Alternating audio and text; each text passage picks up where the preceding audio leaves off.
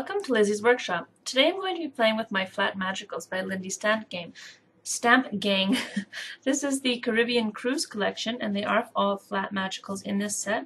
The colors that I'm going to be using today are Mango Mania, Luscious Lime, and Caribbean Blue. So the first thing that I'm going to do is pull out my my journal book, and then I'm going to open up my Mango Mania, and I'm going to start just by gathering just a tiny little bit of powder into this palette. I didn't get too much on there and then I had to take it away again. The next I'm going to do is I'm going to grab some Luscious Lime and throw it in the palette, and then I'm going to grab some Caribbean Blue and throw it in the palette.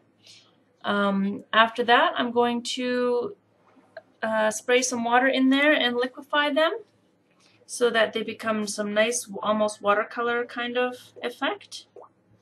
And then I'll use them on this whole project. So there's a whole bunch of different colors in each of these pigments, and so, or a whole bunch of different pigments in these powders. And so when you activate them with water, you have to mix them a little bit and you have to stir them a little bit in order to get all of the pigments activated within each powder. So I'm just dumping some water in, then I'm going to stir them up, and then I'm going to use them on my page. So here's the Mango Mania.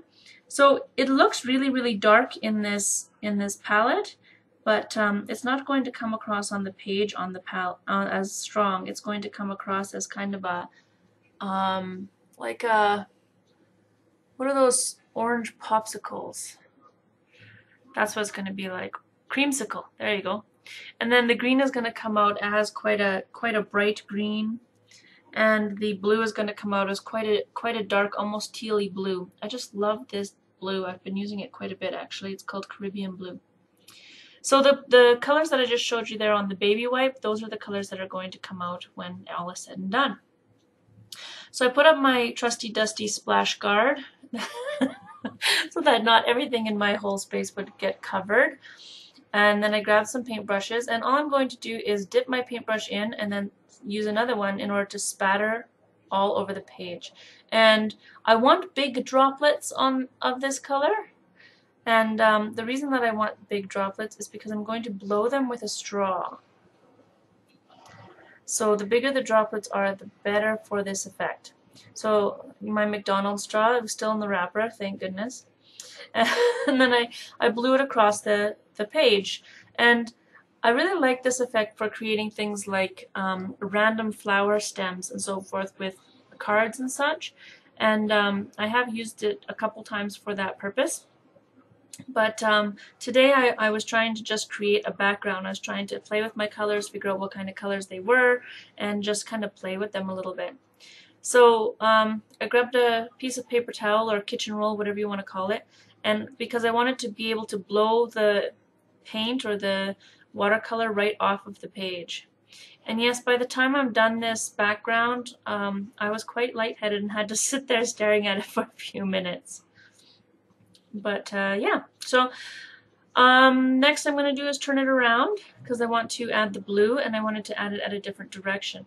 If I was going to add flowers, I would just have everything going in the same direction, but this is not that's not what I wanted here.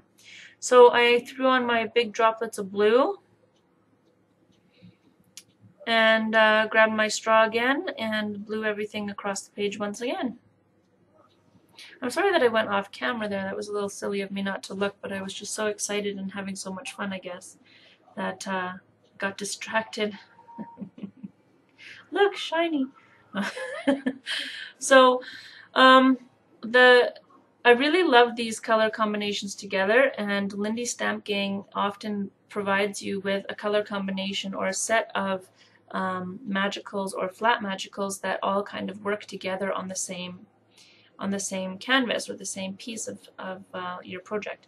The only thing you do have to pay attention to is staying within your color range. So if I was to add a yellow to this, I would have been perfectly fine, because wherever it mixed with the blue, it would turn green, and wherever it mixed with green, it would just create a a more bright green. But what I did is I flipped over on the color spectrum there, and I grabbed my orange before my blue and green were dry, and that ended up because I let it sit for a few seconds and I didn't do the proper spattering technique.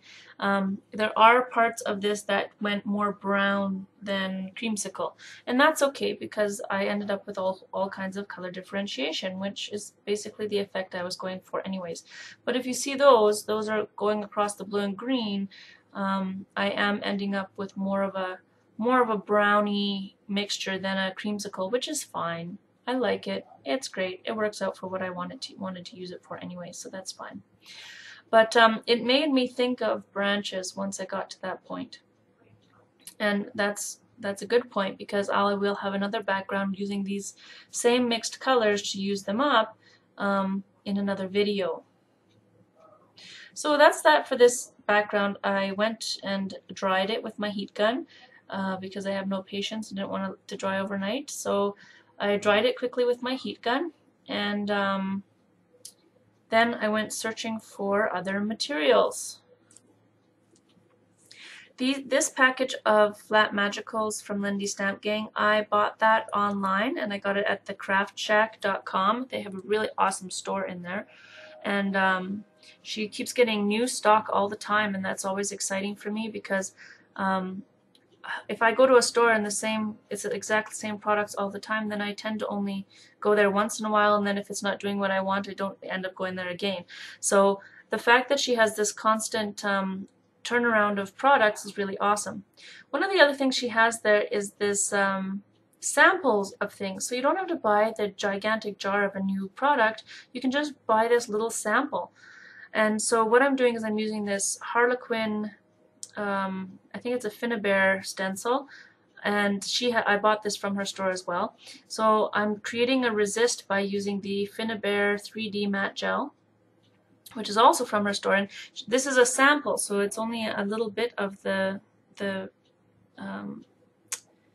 art ingredient, and that allows me to try it out and see if I like it. And guess what? I loved it, and it created all kinds of resists that I just fell in love with, and it dried so perfectly clear on all of the pieces that I've ever used it on that I just couldn't get over it. So I took that off, and yes, I used it on some other project. I did not waste it. Don't worry about that. So then I took that Caribbean blue and mixed them together into my spritzer. It's a Ranger 2 or 3 mil spritzer, and Mr. I guess it's called. Then I used my heat gun to dry it a little bit so that it didn't have too much pooling. And then after that's all nice and dry, I'm going to take my baby wipe and I'm going to wipe off the diamonds. I'm going to make them nice and clear again. Dab it off with a paper towel, because I don't have the patience to let it dry. And then I'm going to take my baby wipe right here, and I'm going to wipe off the diamonds. And you can't really tell a whole lot. You can kind of see the shape of the diamonds, but you can't tell 100% that that's what's going on there, that there's a resist. So after I do that, I decided, okay, well, I want to add in some gesso to lighten up the really dark areas, and instead I decided, well, maybe not gesso, maybe I'll just use some white acrylic paint. And that's what I decided to do, because I didn't want the matte finish. I wanted it to be kind of a glossy finish, so I used the white acrylic paint. And the nice thing about this is totally the exact effect that I had planned for, and that was that because the magicals were a water base, what the wet medium of the white acrylic paint did is it pulled that water-based medium up through it. So I'm not creating white diamonds here. I'm creating really light diamonds in the same color pattern that's underneath them. Even though I'm going over them twice, the end pictures will show you that yes, it still did get pulled up through to give the impression of the color coming through, so that I don't have these bright whites and so on. So my original plan was to do random diamonds in white, and when I was looking at it, I decided, you know what, I'm going to use this to create some tags. So the idea behind it was that when I use this to create the tags, it's going to be chopped up, and I might end up with 1 diamond, I might end up with 6 diamonds, whatever. But then I just kind of kept going and going and going with my typical tendency to not know when to stop. And I'm not complaining. I do like that I can to keep going with everything, because I love everything in really plush and vibrant and full of color. So I was happy with this. The imaginary creating of white space, which is not something that I tend to be drawn towards as well. So here I am. I've decided, okay, well, I'm just going to do all of the diamonds that are not resisted. I'm going to color them, paint them all in with this white acrylic paint, which is perfectly fine and wonderful and awesome.